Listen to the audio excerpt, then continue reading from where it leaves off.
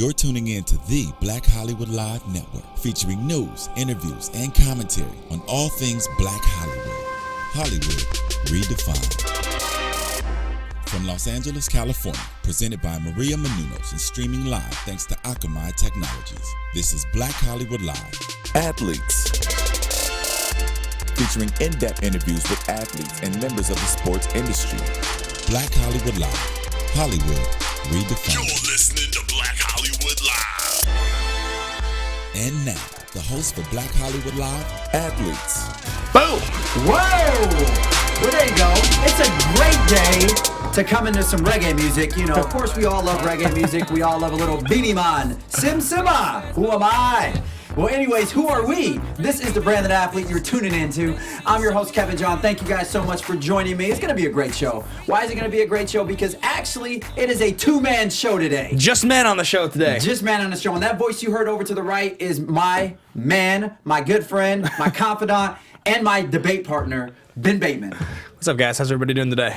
Happy to be here. Happy to be here. Talk sports. It's been a couple weeks. Man, it is going to be a great week. And speaking of talking sports, me and Ben were actually already fired up debating a few issues before the show. So that right there kind of sets the tone for how great this show is going to be. Now, Ben, we did miss you last week. You were out of town. You were in Seattle, right? Yeah, I was visiting family in Seattle. It was nice to get to the weather's a little different. It's a little colder. Actually, it's nice in Seattle. Right? There's about 55 good days a year in Seattle, and I caught one of them. Rain? Yes, exactly. I was there for a couple of them, so I was lucky. Good deal. It's lucky, yeah. It's nice to be home. But it's good to be back in LA. Now it really is good to be home. This is my home now, so. Yeah, and it is. Who doesn't love LA? I mean, it's what, 85 right now? And all the time, chilling, man. Perfect summer. Love it. Good deal. We definitely missed you last week. We had Isaiah Austin here. Yeah, I saw that. That looked like it was a great episode. Yeah. And speaking of Isaiah, I mean, obviously the draft was last night. We'll talk about that a little bit later. But I just remember that one signature moment of the draft, I'm speaking NBA draft last year when Isaiah was given that honorary draft. You got his name called, and it was just I would say that was probably the most emotional part of the whole evening was seeing that. So, well, the NBA draft is not coined as a particularly emotional night usually. I mean, some of those guys get kind of teary-eyed, but it's not something that I would usually say is like. I don't. But think about some of these athletes. Let me just ask you for a second, Ben. Yeah. You're an athlete, and coming up in prep sports in Seattle. Great basketball player. Your dream was always to make it to the NBA. Yeah. You get there, your dad's sitting next to you, your mom's sitting next to you, your hot girlfriend sitting next to you, and you hear your name called. They say, and with the third pick, the Seattle Supersonics, which obviously wouldn't make sense now, but the Seattle Supersonics select Benjamin Bateman. You would be overcome with emotion. Oh, of course. I didn't mean that these guys don't get emotional. It's a hugely emotional moment for these guys. I just mean when I think about the NBA draft, it's not. I don't know. That doesn't register as like a teary-eyed moment for me. There's things, but that Isaiah Austin moment was definitely a rare, very, very touching moment. So. And it just shows how nice, Adam Silver was, because Adam Silver didn't have to do that. Yeah. And I'm speaking to the commissioner, and it's just really nice that they thought because Isaiah. Just to recap, you guys, if you didn't catch last week, he had talked about the fact that he had found out about the disease. They had diagnosed him with that literally days before he was drafted. It was unbeknownst to him. So to have to go through that 48 hours, and he was going to be drafted in the first round. So to have someone tell you literally 48 hours prior to that your childhood dream could not come to fruition. Yeah. I mean, huge blow. But anyways, we'll get into the NBA draft a little bit later. I don't think the one last night was clearly as emotional as that, but there was definitely some shocks and surprises. So we can't wait to talk about that. But before we get into that, I just want to tell you guys real quick where you can find me at. You can find me on Twitter and at Instagram at HeyKevinJohn. You can also find me on my website, www.itskevinjohn.com, or you can find me on Fansided under LA Sports Hub, where I contribute articles on the weekly basis. Ben, real quick, where can they find you? You guys can find me at Ben Bateman Media on Twitter and Instagram. I do various exploits with movie reviews and sports and gaming, so I cover a lot of bases there, so you can check in with me there. Movie reviews, gaming, sports. You're a jack of all trades, Ben. What can I say, What man? don't you do? What I don't do is support the San Francisco 49ers and Colin Kaepernick. Oh, shots fired already. Well, anyways, we'll just segue that in to Ben's Ben special segment. Here. Yeah, so we do one every week called What Would It Take, guys? We propose a scenario that is somewhat outlandish, and we discuss sort of what it would take in reality for this to come to fruition. So there's been a lot of talk the last few seasons about the NFL season expanding to an 18-game regular season as opposed to currently the 16-game model with 4 exhibition games before the season. The question today is, what would it take for an 18-game regular season in the NFL to come to pass? I'll start with you, Kevin. Yeah, because there's so many other people to start with, right? I'm gonna tackle this from a few issues. First of all, before I give that answer, I just want to say something real quick. To go 18 games for a regular season, right? First of all, that is, I would think monetarily speaking, yep, business-wise, it would be freaking phenomenal for the NFL. Well, there's a lot of money on the table already. I mean, all it does is, Yeah, I mean, NFL is a cash cow as it is. So you're talking about extending an extra 2 games. Just think of the millions, billions of dollars that's going to be in. Positive. Negative, because of the way the sport is played, because of all the injuries, because of everything that is encompassed with that, even 16 games seem like a long season. And the reason why the NFL season is short as far as game-wise is because, obviously, the intensity of it. It's a physical contact sport. There's a lot of injuries.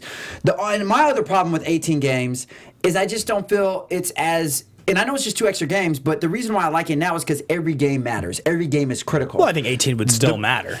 It still matters. I mean, it's technically... Well, yeah. I mean... They changed it from 14 to 16 in the 70s. It used to be a 14-game season. When the Dolphins went undefeated, it was actually... Greasy at quarterback. What was that? So with Greasy at quarterback. Bob Greasy. Yeah. So anyways, his son never panned out for him in the NFL, but we still love him. Guess who Brian Greasy played in front of in 2000? Who he played in front of? Tom Brady. Yes, sir. Yeah. Michigan. Whatever. So anyways, if you're new to the show, Ben is a huge Tom Brady fan. Huge. Russell Wilson fan and Kobe Bryant fan. We'll talk about those later. But anyways, so I think extending the season will also just take away the crucial and significance of each game. I understand it's just 2 games, but I still feel because you already see later on in the season, game week 15, week 16, star players are seated and things of that. Once you already clinch. So if you go to an 18-game season, obviously you would probably, it's going to extend it, so you'd probably have to, before you clinch your division, obviously it depends on who's in your division, but it just seems like some of those would just be throwaway games. Well, what do you think it would take for it to happen? That's the $1 million question. I think in order for that to happen, obviously it would have to be a unanimous decision with the board, and I think that also what would it take? I think it's something that not just the decision amongst the NFL administration, but I think the players and coaches would have to consent to that as well. Well, there's some ideas that have been tossed around, right? So some of them are that you would replace 2 exhibition games with 2 regular season games, first of all. So you would have 2 less exhibition. And the exhibition games are mostly a waste of time anyway. No, because the exhibition games, you're trying to determine which players can make the team, which players your starters, of course, to them, the exhibition is nothing. Sure. Okay. But for everyone else, you need those games to develop your offense, try out new things. I get it. You get to see what guys can do, and that's fine. And it's not like it's a waste of time. It's just that it's not as valuable to the fans who are paying the salaries of these players by watching the games. Ultimately, so we don't care about exhibition games really. I watch, the Seahawks. I'll watch their games and a couple others, but mostly those games are pretty hard to watch. I mean, I've been to some of those games; they're pretty hard to watch. So my thing is that if you're going to add 2 games, you probably have to figure out a way to compensate the players more than anyone else for playing 2 more games because it's so hard on their bodies already to play 16 games. I think, my goodness. You look at the bye week, right? You look at the bye week that happens between week 4 and week 12 for every team. Each team gets 1. So 16 games in 17 weeks. What if you were to extend the season to 18 games, but maybe you did it over 20 weeks or something like that, so that each team would get 2 bye weeks instead of 1. I could see that sort of thing working. I think you stretch out the season a little longer. You give a little more rest time. You give the extra week somewhere in there, so you get a bye week in like week 5 through 8, and a bye week in week 12 through 16 or something like that. Something like that could happen. There's also been talk of expanding the playoffs and adding 2 more teams to the playoffs. I also think that when you think about the fact that a wild card berth for a lot of these teams against the 2 byes in each conference means that if you play exceptionally well, you get an extra week off. That's like something you're awarded, right? Yeah. You could probably kind of apply something similar if you're going to have more weeks in the regular season. I don't know, maybe not every team plays 18. Maybe the final couple weeks of those extra games are for teams that are in the playoff hunt, so it's almost like an expanded wild card. Yeah, I'm about to say in that case, it's just an extended wild card.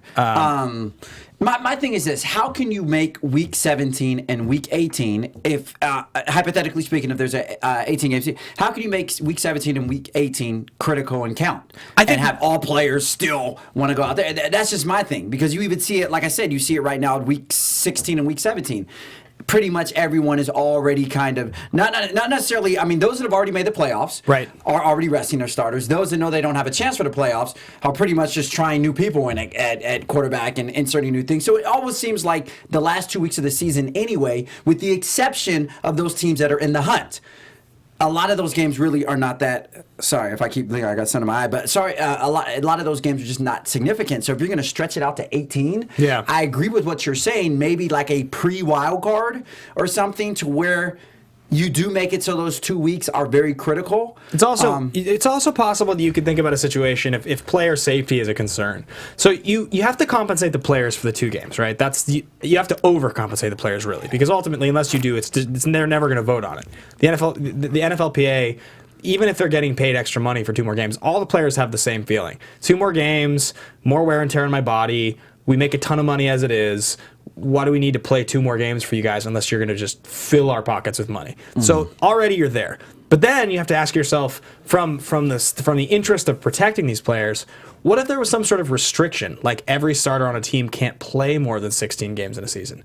So you can only play, like every guy has to essentially take, in an 18-game season, 2 personal bye weeks.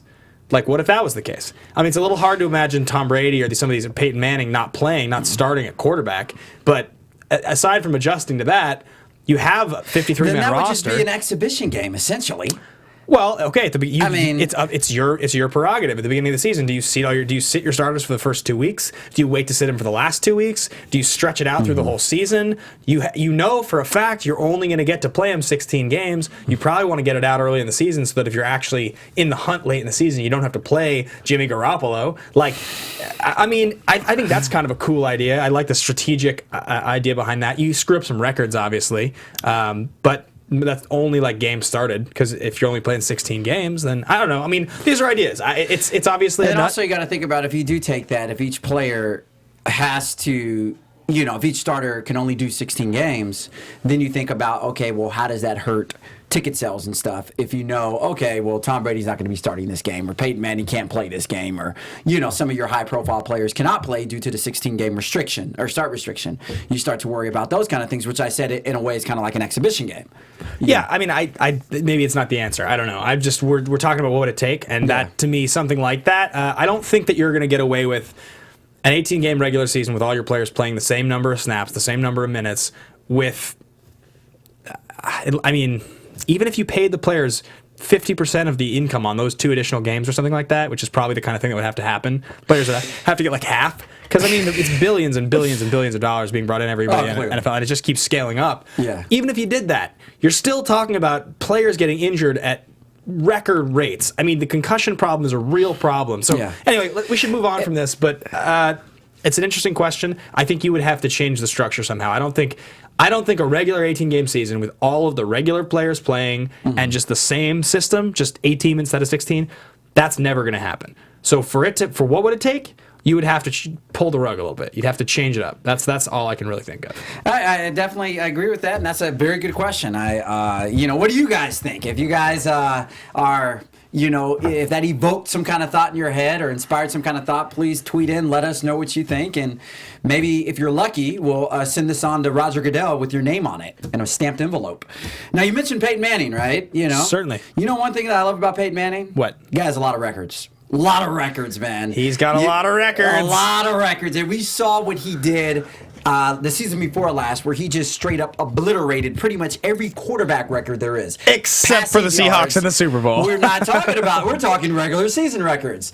Passing yards, touchdowns. I mean, pretty much everything. It was pretty bananas, yeah. Kind of reminded me of the greatest show on turf circa the Rams 2000-2001. But Peyton Manning, that's all he does. Peyton Manning, all he does is break records. Do you remember that opening day against the Ravens? Like he seven.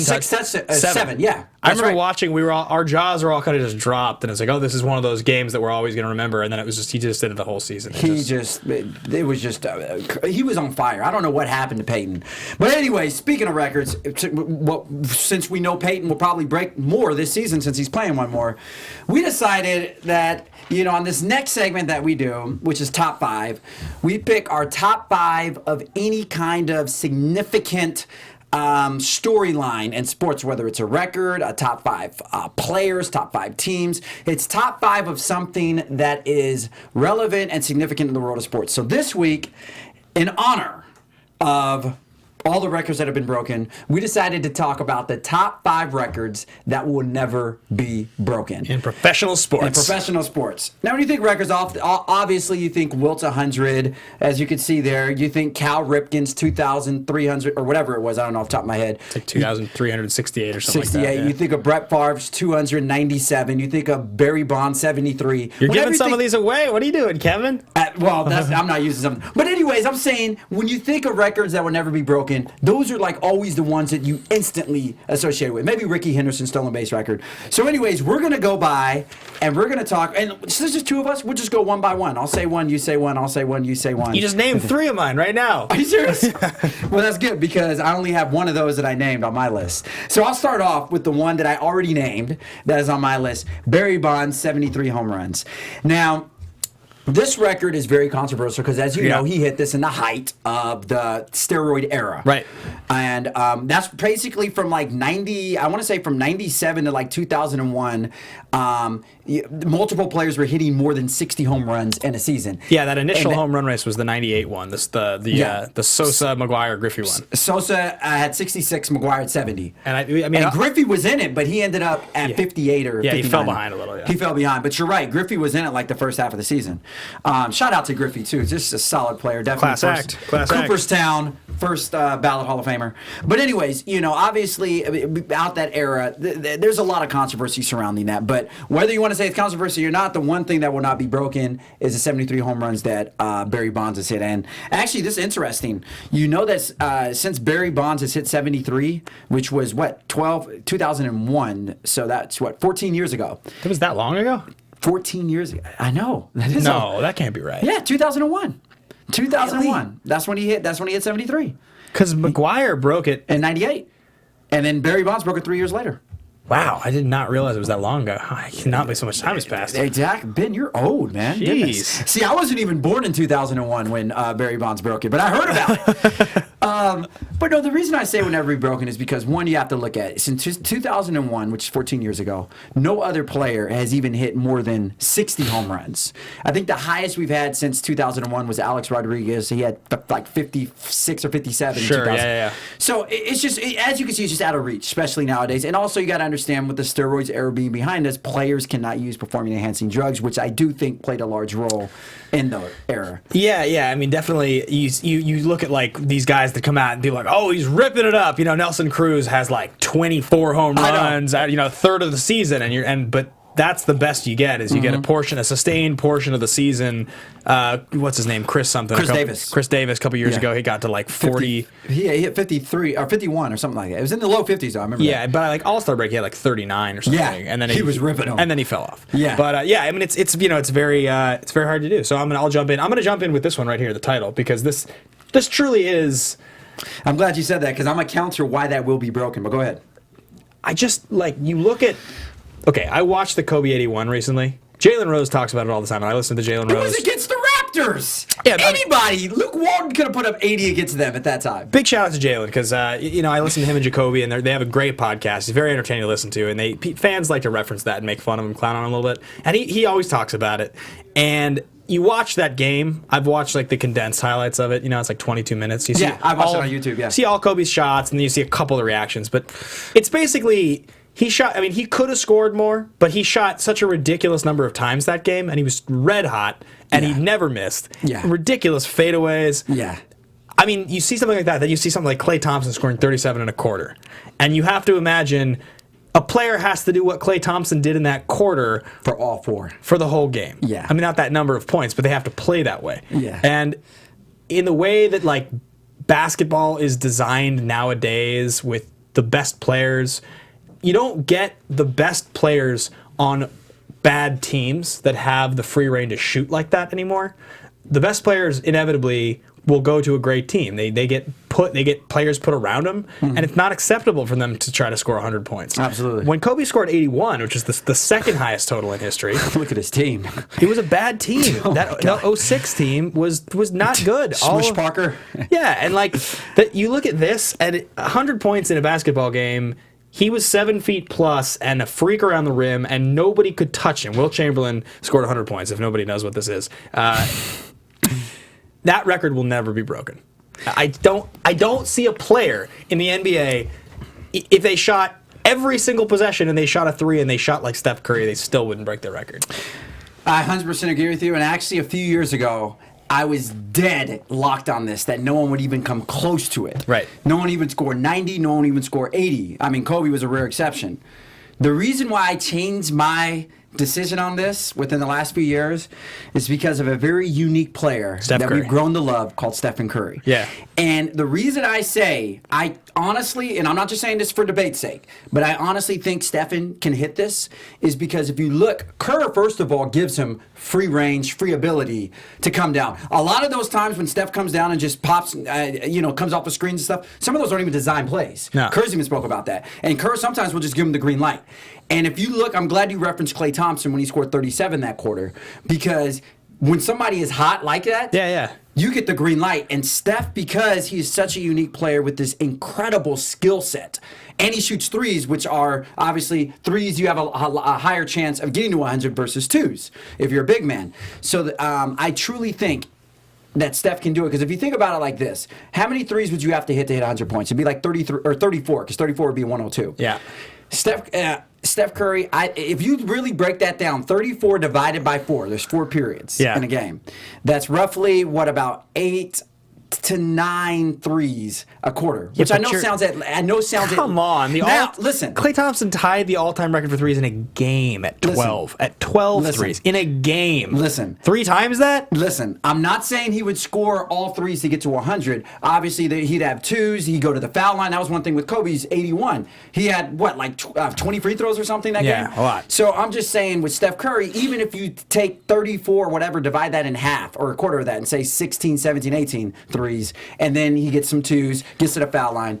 In other words, just to say to what you're saying, I understand what you're saying about Wilt, but I do think Steph Curry, with his skill set and with his hotness, I wouldn't be shocked if he made a run at that record. You have to be able to go to the line a lot of times. That's a prerequisite, and Steph doesn't go to the line that much. He goes some, but not anywhere on that level of Kobe. Let's keep going. 4-point plays. All right. Well, my next one, we might as well just keep it in basketball since we're talking about Steph Curry. My next one is John Stockton. Oh, yeah. The assist record. Yes. Yeah, it's a crazy one. 15,806 Crazy, career. yeah. That is just insane. He's actually the only player in the history to average over 10 assists per season for his career.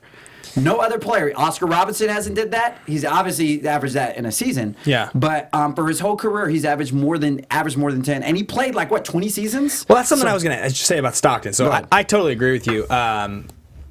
Yeah, nobody's ever going to break that record. A lot of these great records that we're going to talk about today, they're from a time when pro sports weren't so oversaturated with young talent coming in that veterans, in a lot of cases, got to hold on to starters' minutes for a lot longer than they, I think, would in today's NBA. So John Stockton is arguably in the top 5 point guards ever to play the game. Yeah, because he also leads in steals as well, which is another crazy. Great player. He was a wizard. You hear people talk about it all the time. A short, white point guard who with short shorts. Yeah, and Stockton's a legend. I'm not taking anything away from him. In today's NBA, there's so much talent coming in from overseas, and there's so much talent that a player doesn't get to play as long as you need in a lot of cases to break these records. Like, that's what you see with a lot of these great records. It's a combination of talent and ability and opportunity, and also they play these 25-year careers. Like, while, modern medicine and like technique and strength and conditioning has gotten better, so players can have longer careers, that matters less than the influx of young talent that's coming in and is being just kind of like injected into the game at such an alarmingly fast rate. So with Stockton, I agree with you. I don't think you're going to see, especially point guard, which is a position that breaks down so much faster. You lose your quickness. You don't see a lot of point guards really starting even past like 34, 33. They start to lose their edge. I think Chauncey Billups was really the only point guard to be in his mid-30s and still be highly effective. Yeah, I mean, he was questionable. Yeah, I mean, he got like 36 when he was like Nuggets, I think, still, right? 35, 36. Yeah. And he was kind of tailing off there. He wasn't super effective anymore. Like the end there with the Clippers when he came back. Sam Cassell, too. He was a point guard that was pretty effective late in his career. Yeah. But it's very rare. And just before we move on, the next active player right now that's leading in assist is Andre Miller. And he has almost half of Stockton. He has 8,437. Professor. So, all right, I'm gonna jump in with another one that you mentioned in the intro because I'll just use those ones first. I'll get to my other ones last. Okay, I'll go. I'm gonna go with Favre. I'm gonna go with Favre's record. Brett Favre started 297 consecutive games before hurting his ankle and missing when he was at the Vikings in that second Vikings season. Right around the time that the Superdome collapsed with the snow on the roof, I feel like it was like that weird 2010. It's that weird Tuesday night game. Yeah, where at the University of Minnesota they played it. Yeah, and I think that Joe Webb started that game. Joe Webb, that's right. Instead of Brett Favre, and I was watching it at a bar in Seattle. My brother was bartending, and the game, it was a Tuesday night. It was so weird to be watching football on a Tuesday night. I know. And I just remember they just showed Favre, and you could really see the fire in his eyes was out. I remember that moment. Yeah. That was a sad season too, because quite honestly, the first season that I was a football fan, I became a football fan in 2009. That was the first year I started paying any attention to football. I grew up around it, and my family liked football. I just never cared. And that was when Favre had that ridiculous season. And I really developed a love for that guy watching that season. Yeah. And it should really put in perspective his record and how unique Brett Favre was in terms of just his sort of freakish, superhuman farm boy attributes. He was 40 years old that year. I know. He was 40 years old in 2009, and he had 36 touchdowns and 7 interceptions. He had his most effective season as a like pro. 120 rate. It was a ridiculous rating that he'd had. At 40. Yes. Playing in the cold in Minnesota. Like, to play in that position, such a brutal position where people are trying to hit you every play. And granted, it's not like playing running back, but people are trying to hit you on every single play. To imagine another quarterback playing 297 consecutive games. The guy played forever. He was effective forever. He was one bad decision away from going to the Super Bowl that year.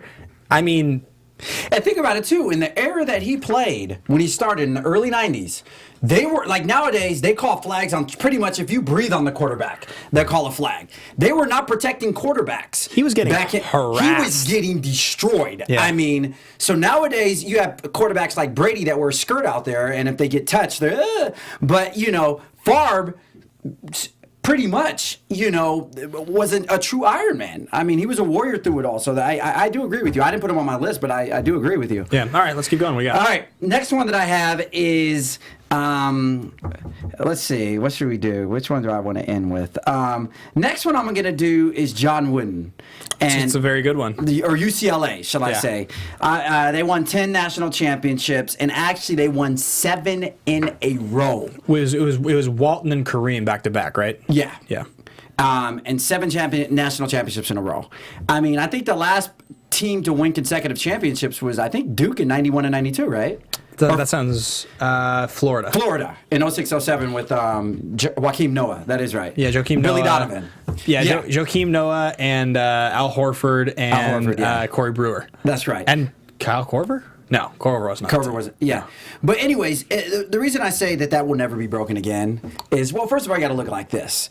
There would never be, because nowadays you have one and dones. Yeah. Look at Kentucky. They had like half of their roster was drafted yesterday. The 6-7 players, something ridiculous.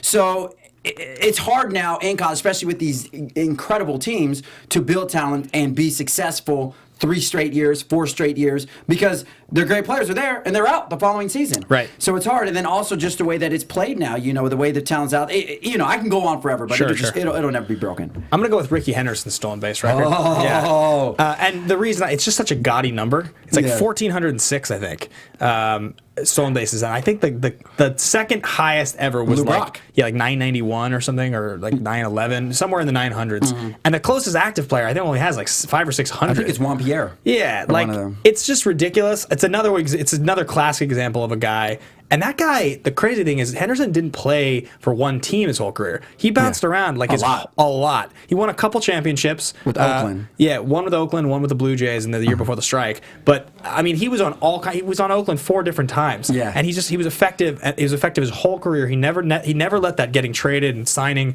get him down, and he just stuck with what he was good at. Guy was fast as hell. I had this baseball card growing up with him on it. Running with the parachute, trailing behind him. Oh yeah. I was one of my favorite cards. What do you got? And I just want to say, especially for the next one, the reason I like it about these records is a lot of these players, they prove longevity. They've all played into their 40s, from John Stockton to Barry Bonds to Brett Favre to Ricky Henderson. And I think that's truly what proves someone cannot break a record. So next one I want to go to, we'll say, since you said baseball, we'll stay on baseball. Pete Rose, 4,256 career hits. I mean, nowadays even getting to 3,000 is a huge feat. So it's unfortunate what happened to Pete. I hope eventually they will. And actually his case just took a turn for the worse because of some new information in regards to his betting on baseball. But 4,256. I don't think we'll ever see. I think that'll stay forever. I'm going to go with a golf record, and it's Tiger Woods. And, the record is held by Jack Nicklaus. It's 18 majors wins. The closest we have is Tiger Woods with 14 wins. The question becomes, will Tiger, and this is an annual tradition, every single time a majors comes around, and Tiger, he had his worst performance at the U.S. Open this last week. I don't think Tiger's going to win 5. And past that, you're looking at like nothing. You go past Tiger at 14 and it starts to get down to, I think the next closest is like 9 or 10. These are all old retired guys. Yeah. The closest active player is somebody, it's like Phil, maybe at like Mickelson, 5 or 6. Rory is a guy that you have to have your eye on. Absolutely. He's a young guy. Spieth obviously just won back-to-back, so that's interesting. Mm-hmm. But to do it like Tiger did it in the 2000s is so ridiculous that unless he gets hot again, and I think it's possible. He's still young. But I mean, not like young, but he's not like in his 60s or anything. I don't think that record's ever going to be broken because I don't think Tiger's going to break it, and he's the only one that even has a shred of a chance at breaking it at this point. Nobody else. 18 is a ridiculous number. That's such a hard record to look at. Anyway, what do you got? Got to have the eye of the Tiger. My last one that I have on here is probably the most dominant NBA franchise at any given point in time. The Celtics with 8 consecutive titles. He had 11 out of 13. 11 out of 13. Obviously, this is the Bill Russell era. They currently hold the titles for the most championships at 17. The Lakers are one behind.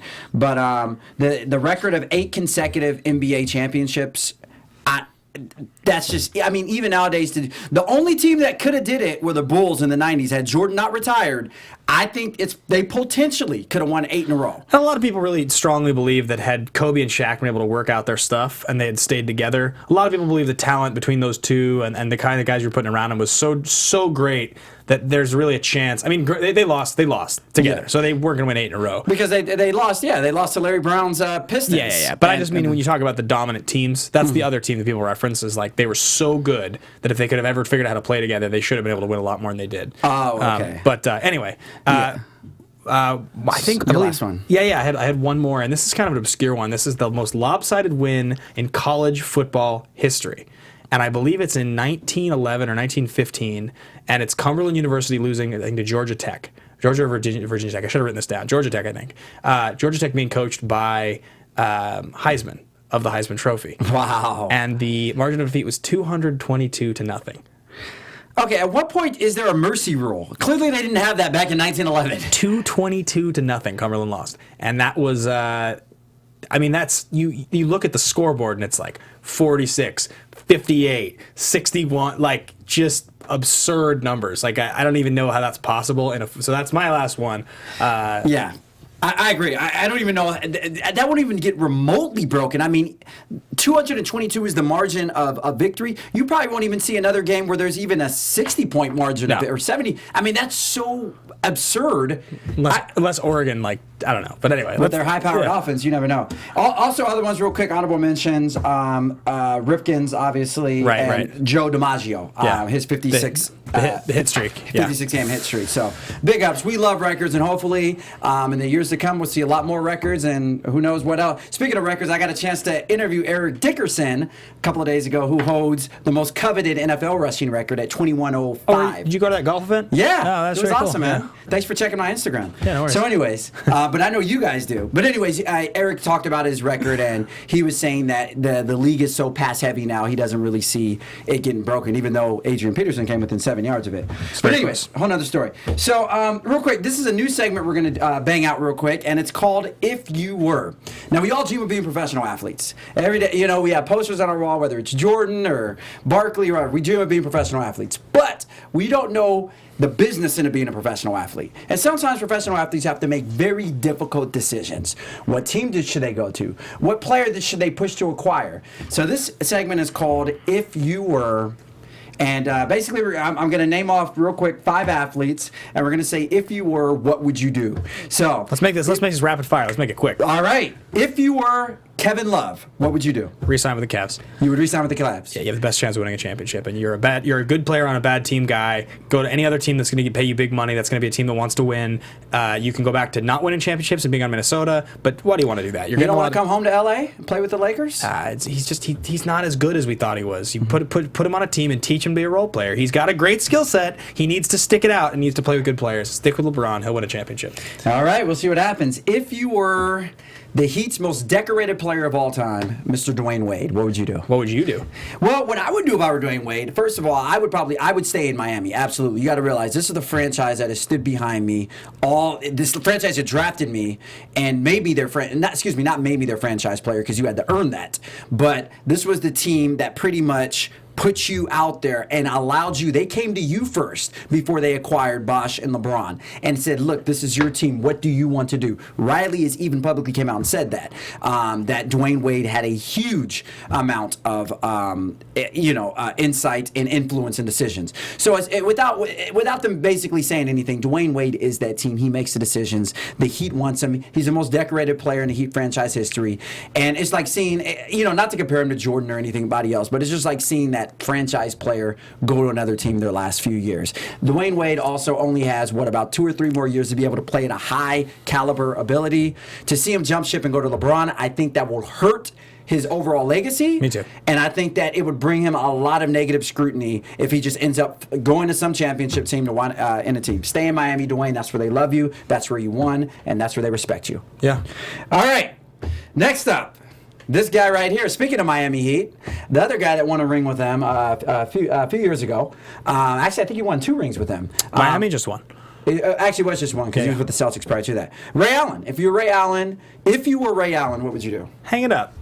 And with your dignity. You're you're a Hall of Fame player. You probably hit the most important shot in the history of basketball. You're a legend. Hang it up. He didn't even play last year. He doesn't need to play anymore. He's great. He keeps himself in immaculate shape. Great calves. He's great player. Leave it alone. Do you think the fact that he's just waiting for the perfect situation to jump into, maybe going to Cleveland or somewhere else, do you think that would end up hurting his legacy? Yeah, he would have been on a team last year if that was what was going to happen. If he had gotten he got phone calls probably from the teams that he wanted to be on. He's not going to come back and be effective. It'll just be an embarrassment. There's no reason for it. Okay. Yeah, I don't. All right. If you were Mr. DeMarcus Cousins, who's a hot topic right now, a lot of teams vying for him. Sacramento wants him to stay. If you were DeMarcus Cousins, what would you do? You mean force my way out or what? Well, yeah, that's what I'm saying. He has the option where he can do that right now. I would get out of Sacramento. Vivek's nuts. That I mean, I don't know him personally, but that franchise is a mess, and nothing about the coaching and the ownership is working out. He's a player that's had 4 coaches, I think, in 4 years. he should be on a good team when he's in his prime. I love Boogie Cousins. I'm a big fan. Yeah. And speaking of George Carr, he may not stay. Now, next thing with real quick, DeMarcus, would you go to the Lakers if you were him? They're pushing for him right now. It depends what they'd have to give up for me. That's the thing. I think if you can go to a Lakers team that's going to have some playmakers and it looks like it's going to be promising for you, that's one thing. If you're having to do something like give up Julius Randle and, I mean, they got D'Angelo Russell. They're not going to trade him. It would have to be like pick a couple of years from now and Julius Randle and Jordan Clarkson or something is probably like what the trade would be. Yeah. I don't know, man. I mean, Kobe's going to retire. At that point, it's like just you and D'Angelo Russell and no future picks. It's hard. Hey, they had the number 2 pick yesterday. D'Angelo Russell. Yeah, I know. All right. So, last up, if you were Tim Tebow. Skip the question, please. If you were Tim Tebow, the new Eagles quarterback, if you were Tim Tebow, would you expect to make the team? No. Whoa. I mean, can the bag get a shot? You know, look, I love Tim Tebow. Huge fan. Huge Tebow supporter. I mean, big fan of this guy. My ex-girlfriend didn't know football. He was one of the stories that got her all fired up when I was telling her, so she liked the story. I'm a fan of this guy. He's the man. Look at him. He can do no wrong. He's not an NFL caliber quarterback. We've talked about this on the show before. Switch positions, man. Go spend a year learning to play tight end, and you'll be successful. You're a great athlete. You still, in your physical prime, he's like 28 or something like that, or 27. Yeah. Spend a few years, you can have a real career. But the quarterback thing with the long motion, you're not an NFL quarterback. He's like Russell Wilson, except... Whoa, did you just compare Tebow to the almighty Russell Wilson? You can let me finish the statement.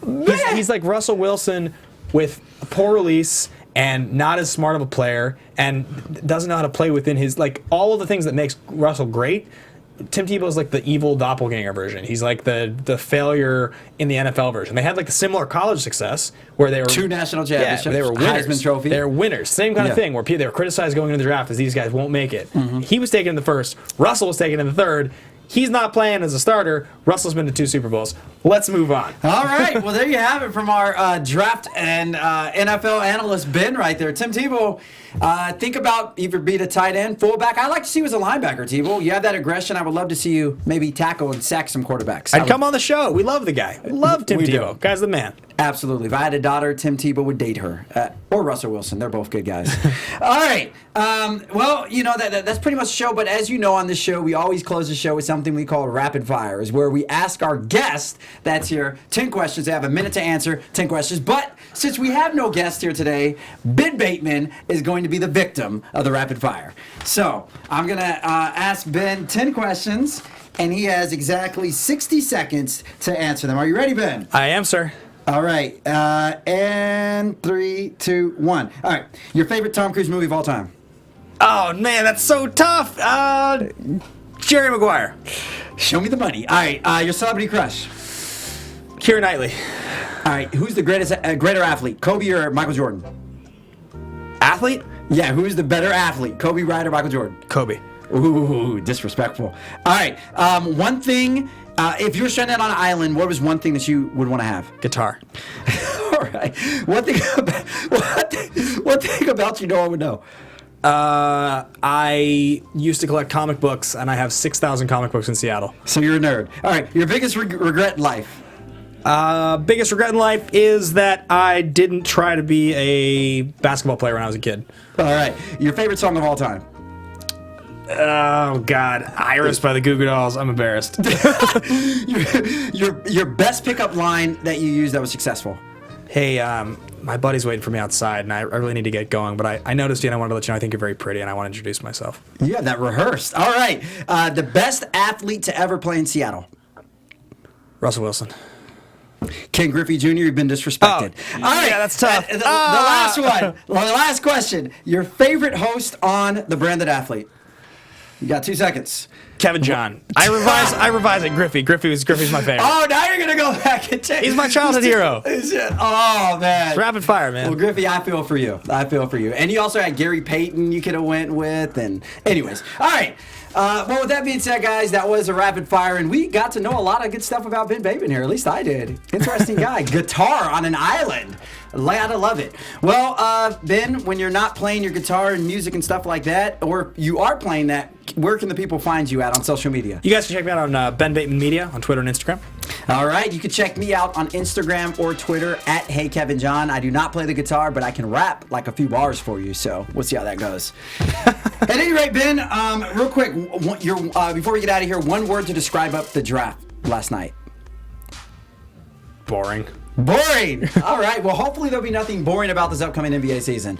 Well, guys, this is the Branded Athlete. Thank you all so much for joining us. We really appreciate you guys sticking in. And if you have any questions or insight, want to give us, talk about something, please tweet it in to us. Let us know. We'll see you guys back here next week, same time, same place. God bless you guys. Have a great weekend.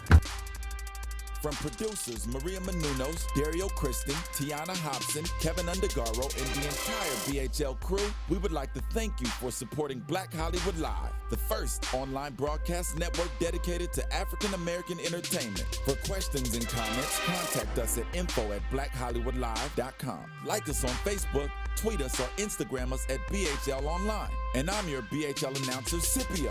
Instagram me at Planet Scipio. Thank you for tuning in. Hollywood redefined. The views expressed here are those of the host only and do not necessarily reflect the views of BHL or its owners or principals.